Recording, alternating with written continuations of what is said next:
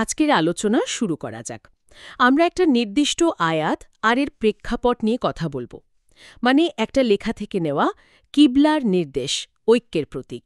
হ্যাঁ, আর আয়াতটা হল সূরা আল বাকারার, মানে কোরআনের দ্বিতীয় সূরা, সেটার ১৫০ নম্বর আয়াত। ১৫০ নম্বর আয়াত। আচ্ছা, এটা তো প্রার্থনার দিক, মানে কিবলা নিয়ে, তাই না? একদম কেবলা সম্পর্কিত। আমরা এর গভীরে যাব, এর মানে ইতিহাস, মুসলিম ঐক্যের জন্য এর গুরুত্ব। এমনকি বিজ্ঞানের সাথেও নাকি যোগসূত্র আছে, সেটাও দেখব। হ্যাঁ, চেষ্টা করব এর বিভিন্ন দিক তুলে ধরতে। বেশ, তো আয়াতটার পরিচয় তো পেলাম, সূরা আল বাকারা, আয়াত ১৫০। এবারের আরবি উচ্চারণটা যদি একটু শোনাতেন, মানে যেমনটা আরবরা বলেন। অবশ্যই। আয়াতটি হল ওয়ামিন হাইসু খারাজতা ফাওয়াল্লি ওয়াজহাকা শাতরাল মসজিদিল হারাম ওয়াহাইসু মা কুনতুম ফাওয়াল্লু উজুহাকুম শাতরাহু আল্লা ইয়াকুনা লিন্নাসি আলাইকুম হুজ্জাতুন ইল্লাল্লাযীনা যালামু মিনহুম ফালা তাখশাওহুম ওয়াখশাওনি ওয়ালি উতিম্মা নি'মাতি আলাইকুম ওয়ালাআল্লাকুম তাহতাদুন। মাশাআল্লাহ, খুব সুন্দর তিলাওয়াত। এর বাংলা অর্থটা কি দাঁড়ায়? নিশ্চয়ই খুব গভীর অর্থ আছে। হ্যাঁ, এর বাংলা অনুবাদটা হল, আর তুমি যেদিক থেকেই বের হও না কেন, তোমার মুখ মসজিদুল হারামের দিকে ফিরিয়ে দাও। আচ্ছা। আর যেখানেই তোমরা থাক না কেন, তোমরা তোমাদের মুখ তার দিকেই ফিরিয়ে দাও, যাতে মানুষের জন্য তোমাদের বিরুদ্ধে কোনো দলিল না থাকে। ও, এই অংশটা, যাতে মানুষের জন্য তোমাদের বিরুদ্ধে কোনো দলিল না থাকে। ইন্টারেস্টিং। হ্যাঁ, তারপর বলা হচ্ছে, তবে তাদের মধ্যে যারা জালেম তারা বাদ। অতএব তোমরা তাদেরকে ভয় করো না, আমাকে ভয় করো। আল্লাহকে ভয় করতে বলা হচ্ছে। ঠিক, যাতে আমি তোমাদের প্রতি আমার নিয়ামত পূর্ণ করি এবং যাতে তোমরা সৎ পথে পরিচালিত হও। এটাই হলো পুরো অর্থ। বেশ পরিষ্কার। তাহলে এই আয়াত থেকে আমরা কি মূল শিক্ষা পেতে পারি? দেখুন, কয়েকটা জরুরি বিষয় আছে। প্রথমত, কিবলামুখী হয়ে নামাজ পড়া, এটা ফরজ, মানে অবশ্য পালনীয়। অবশ্যই। দ্বিতীয়ত, কাবা এটা শুধু একটা বিল্ডিং না, এটা মুসলিমদের ঐক্য আর শৃঙ্খলার প্রতীক, বিশ্বজুড়ে। ঐক্যের প্রতি। তৃতীয়ত, মানুষের ভয়, কে কি বলল, কে ঠাট্টা করল, সেসবের ঊর্ধ্বে উঠে আল্লাহকে ভয় করা। এটা খুব গুরুত্বপূর্ণ পয়েন্ট। আর চতুর্থত, আল্লাহর নেয়ামাত আর হেদায়েত, মানে সঠিক পথ, সেটা পেতে হলে তার নির্দেশ মানতে হবে, তার আদেশ পালন করা জরুরি। আচ্ছা, এই যে কাবার দিকে ফেরার নির্দেশ এলো, এটা তো শুরু থেকেই ছিল না, তাই না? একটা পরিবর্তন হয়েছিল। হ্যাঁ, ঠিক ধরেছেন। এর পেছনের কারণটা কি? মানে কোন পরিস্থিতিতে এই আয়াতটা নাজিল হলো, যাকে শানে নুজুল বলে? হ্যাঁ, শানে নুজুল। ব্যাপারটা হলো, একদম শুরুতে মুসলিমরা জেরুজালেমের দিকে, মানে বাইতুল মুকাদ্দাসের দিকে মুখ করে নামাজ পড়তেন। মদিনায় হিজরতের পরেও? হ্যাঁ, হিজরতের পরেও কিছুদিন এটাই চালু ছিল। কিন্তু তখন মক্কার যারা মুশরিক ছিল, মানে মূর্তি পূজক, তারা এটা নিয়ে উপহাস করত। কি বলতো তারা? তারা বলতো যে এই মুসলিমরা নিজেদের ধর্ম মানে, অথচ প্রার্থনার দিক হিসাবে তাদের বাপদাদার কিবলা, মানে কাবাকে ছেড়ে দিয়েছে। এটা নিয়ে ঠাট্টা করত। ও আচ্ছা। তখনই আল্লাহ এই আয়াত নাজিল করেন, আর কিবলা পরিবর্তন করে মক্কার মসজিদুল হারাম, অর্থাৎ কাবার দিকে মুখ করার নির্দেশ দেন।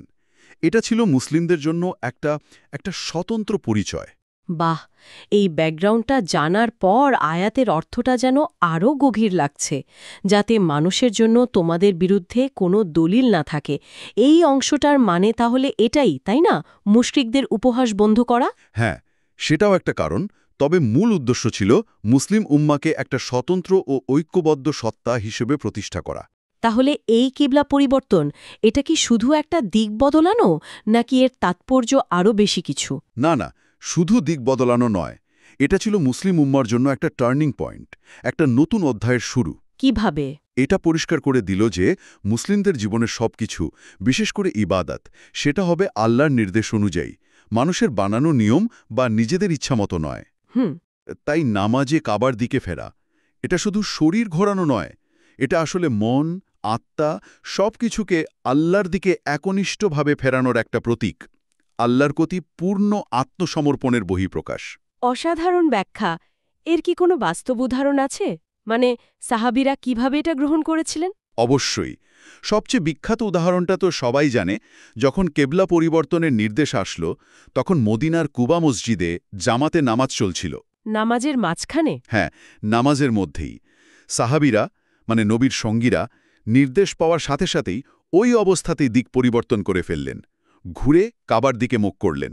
সুবহানাল্লাহ, এটা তো আল্লাহর আদেশের প্রতি তাদের তাৎক্ষণিক আনুগত্যের বিশাল প্রমাণ। একদম। কোনো প্রশ্ন নয়, কোনো দ্বিধা নয়।